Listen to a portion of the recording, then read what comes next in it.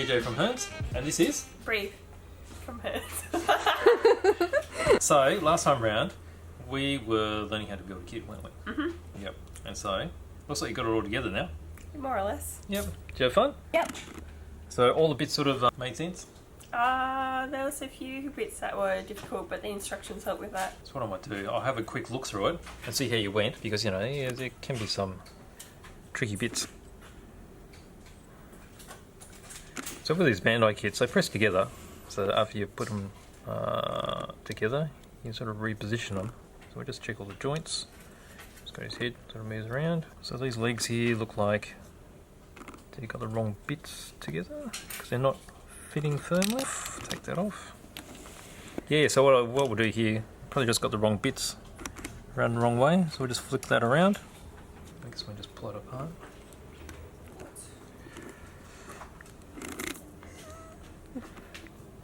Here we go. Alright, so we'll take that bit off. We'll swap it over this bit. So you can see if you gently manipulate them, you can get them around.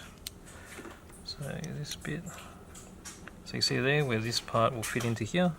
Because quite often a lot of these parts, they'll look similar, but just have one end that's different. So you see how there's all smooth, and that's got a little notch. So they're on the right bits now, so it looks really smooth. Yeah, it looks pretty good. Everything's all trimmed off nice and clean. Good job for your first one. So we're going to do a custom scheme that you want. So we'll start by pulling it apart again, because we're going to work out which bits are going to be which colours, and when it's apart, it's going to be a bit easier to sort of paint. So you know, you start with the arms and the legs and the head, probably the torso from the waist, and then we'll get into primer to get it prepared, and then we'll start airbrushing some colours and pick a few different ones that sort of work together. Sounds like a plan. Yep. Cool. I reckon that's next time around. What sort of colours do you have in mind? Maybe reds or blues? Reds or blues, as in different red tones together? Yeah. Or red and blue together? Different red tones or different blue tones together. Cool. Oh, we could try something really complicated. We could try candy colours too if you want. Oh yeah. You want to do a candy colour? I was going to say pink, but I thought it wouldn't be... Well, you can do pink too. We can do a candy pink. We can go for that. Alright, we'll decide later, and we'll go through the different steps.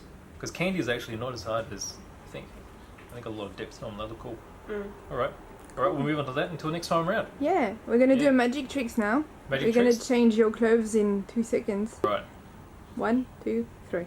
We had to gun them together, right? Yeah. So put it apart to make it easier to spray, right? We've used these SMS paints here to get the effect you wanted. So why are we going through these different paints here? So we initially used the black because it helps with building the silvers kind of colours. Yep. We used the black as a primer as well, just because it has a really shiny and smooth finish, and we're going for a shiny and smooth end result. Yep. Other than a traditional primer. Yep. That's why we used the black. Yep. And then the silver obviously was to get that chrome kind of candy underneath the glaze colour we'll put underneath. Yeah. So it's just building the layers. Yeah. And so what we've done is, so obviously you can see some of the bits have been painted and some of them haven't been. So these have been black based already. So they're ready for the silver next. But for some reason with a black base, the silver sort of pops more. I guess it's got to do with the contrast. So this is what it looks like after we've gone through the black base with the silver, and so you can still see the silvers reflecting back through the clear pink. And being the clear, you can see how with different angles you've got different amounts of depth. And so eventually we're going to finish spraying this, aren't we? So it's all going to be this colour. So once we do that, we'll do all the inner parts of the frames, so you get a bit of contrast between those colours too. Yep. So what sort of colour are you going to do those?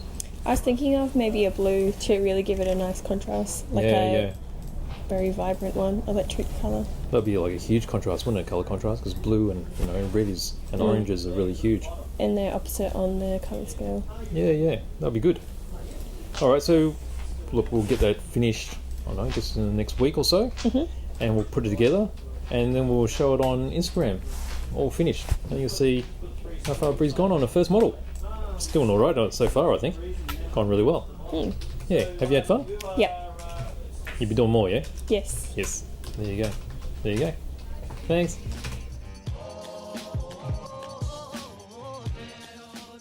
Oh, you can? Yeah, sure. How's the smell at the moment? Is it a bit strong?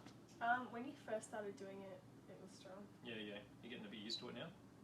Yeah. Yeah. Alright. Okay. So you know how the airbrush basically works? No, I don't actually. Right, okay. So this is a trigger, controls all the actions. So when you pull back on the trigger, it's pulling a needle back, which means the further it goes back, the bigger the hole's going to be, which means more paint comes out. So the further you pull it back, more paint's going to go flowing. So I generally pull it all the way back now because we're doing overall tone. When we're doing finer stuff, you'll leave it probably close to there. And then when you press it down, it controls the air pressure. So pour a bit of paint in there, and you have a little bit of a go over there. Don't need much, just a little bit. That'll do. Yep. Okay, so that's controlling air, and then as you slowly pull it back, there you go. See, paint's coming out. There you go. And continue on with that one. I'll do the other side. Yep. Sorry, I'm making up too bad.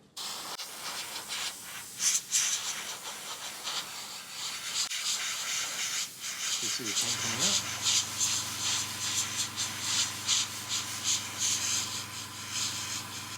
I couldn't see it. No? Oh yeah, you haven't got it pulled back enough. Pull it back all the way. Yeah. Oh, there you go. It's coming out now.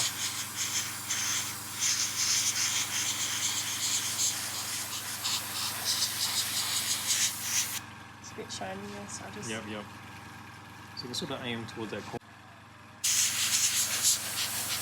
Kind of getting caught up in this little ridge Oh, we can get back to that later. So maybe do the front.